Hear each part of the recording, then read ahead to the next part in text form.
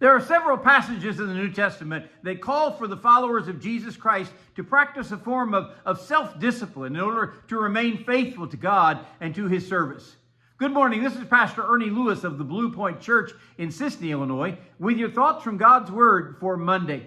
You know, the Apostle Paul was an amazing follower of Jesus Christ. He was an amazing worker for the Lord.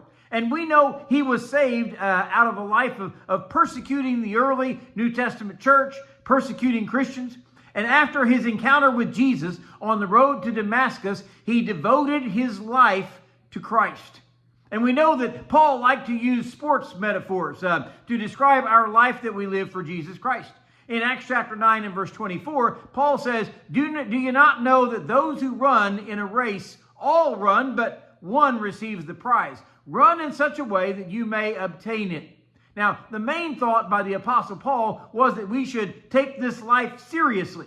Now, we know how races are run. We know that how they finish. There is one who is honored for doing the very best and running the fastest all the way until the very end. So Paul encourages us to run in such a way that you may obtain that prize. The Christian life is often compared to a race that one is running throughout our lives. Paul is reminding the believers in Corinth how important it is to strive for mastery as Christians. He gives us his own testimony as to how he has prepared for the race and how he personally runs it. He says in 1 Corinthians chapter 9 and verse 27, But I discipline my body and bring it into subjection, lest when I have preached to others, I myself should become disqualified.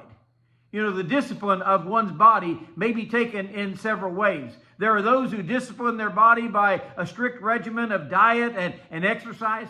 They want to stay physically fit and prepared for the race that they're running. But I think what Paul is talking about here is much more than physical body or fitness. He's also talking about staying far from sin and its temptations that might ruin a person's life.